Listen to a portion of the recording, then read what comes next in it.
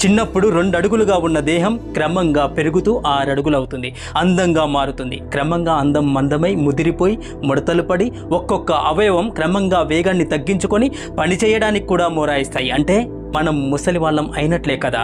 ఈ దేహం మనదే కదా, ఎందుకు మొరాయిస్తుంది?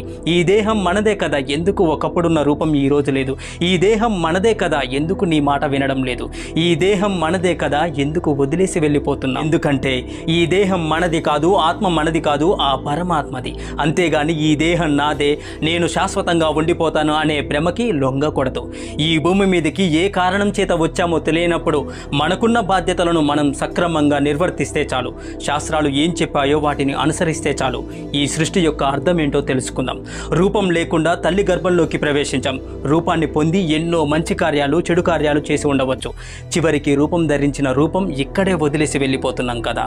అసలు మనం ఇక్కడ ఉండడానికి కారణం ఈ